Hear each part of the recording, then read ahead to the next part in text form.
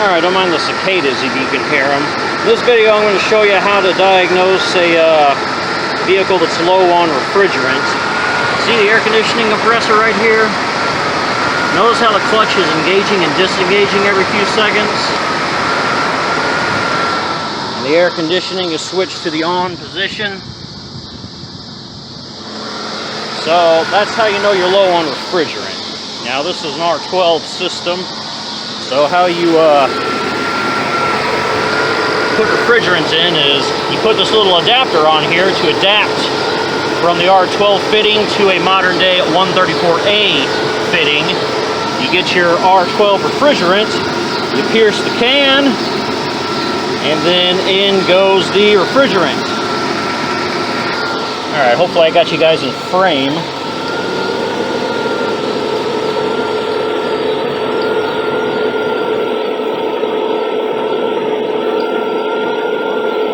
Got it pierced. You can see the gauge is going up and down as the compressor kicks on and off. There's just not enough refrigerants in there to give it a filling. So you hold it upside down and you undo this needle after you pierced it, and then all your refrigerant will be going into the system.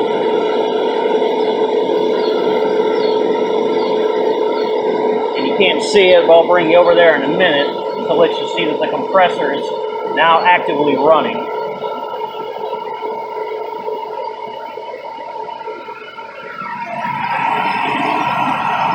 See the clutch on the compressor staying on now. We now have adequate refrigerant in the system.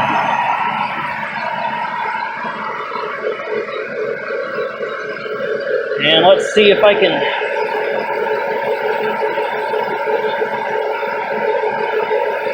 right about here. Probably use another can. So I might do that. I might put another can in. But first things first, let's stick our hands inside the car and we'll see if we have cold air coming out.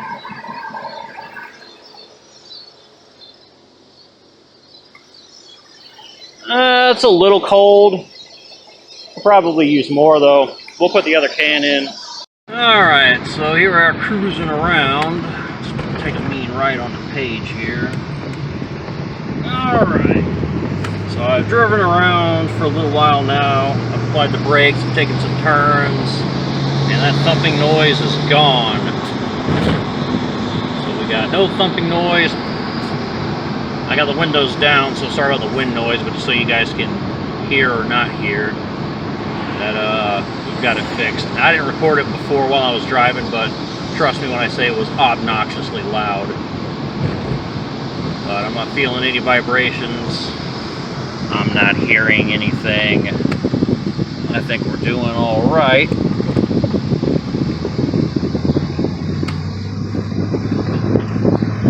And as for the AC, I only put the one can in, and it's pretty cold to the touch. So now we got no more knocking noise. Those rotors seems to have fixed it. Hooray! If that changes, I'll report back on it. And as for the AC, I went with only the one can. I still got one can left, but I don't want to overfill it. It is working now. It's blowing pretty cold. So I'll consult my repair manual, whatever you want to call it, the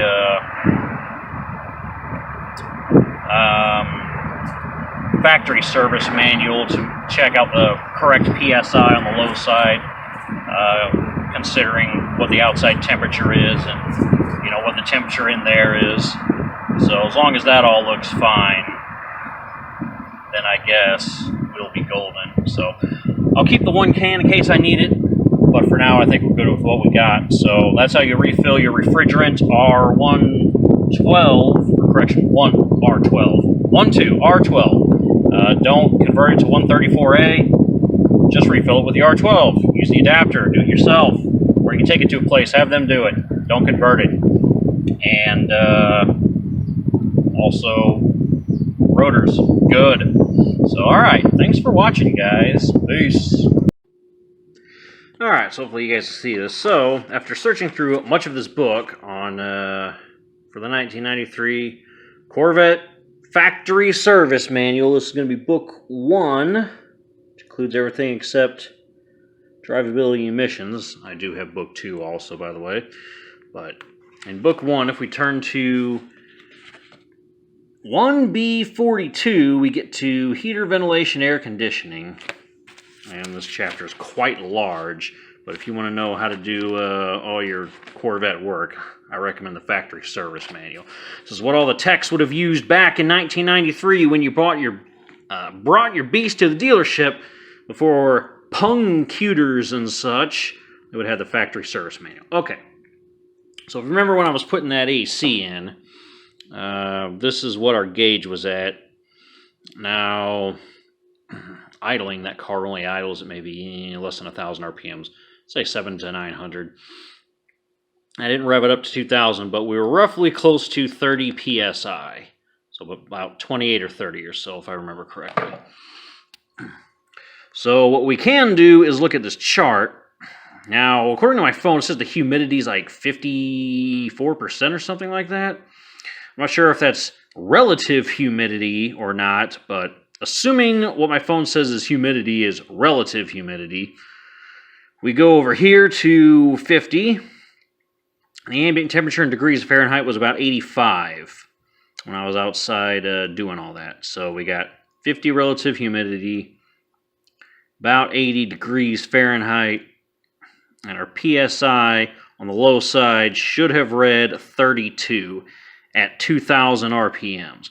We didn't quite get it to 2,000 RPMs, so I'm not sure if revving that up would have increased the pressure slightly, but if it would have, we probably are exactly where we needed to be. So the one can was probably sufficient, because at about 28 PSI, we're fairly close to 32 by a few pounds.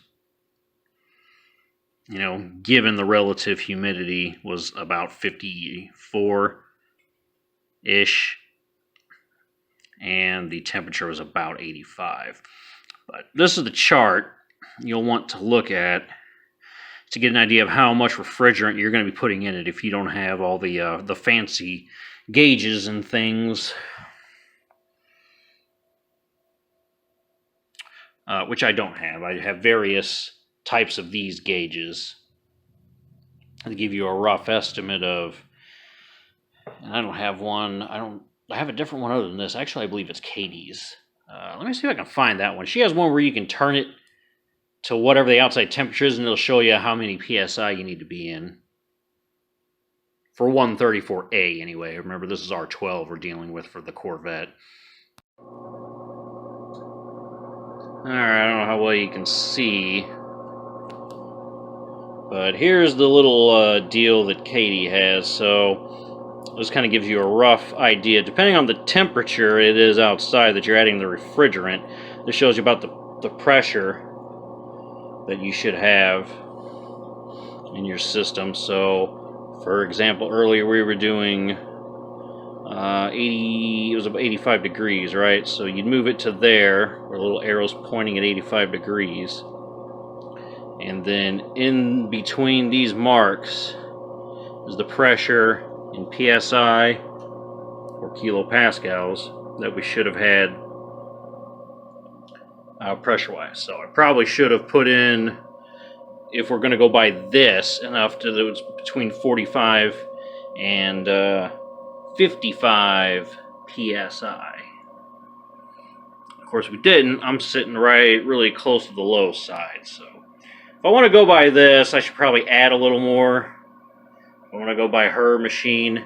But if we go by that factory service manual, I'm only a little bit low, maybe about 4 or so PSI. But remember, I didn't rev it up to 2,000 RPMs. I don't know if that increases the pressure or decreases the pressure for the refrigerant. So for now it's blowing cold. I'll leave it alone. But if it gets overloaded on a super hot day or something, you know, maybe I'll go ahead and add that other can and call it a boom done. So, alright, that's how you add the refrigerant to your C4 Corvette with the R12. That was the factory service manual telling you what it says And then this is a look at Katie's gauge showing you what you should be doing depending on the temperature and therefore how much pressure should be on the low side when you add the refrigerant. Thanks for watching, guys. Peace.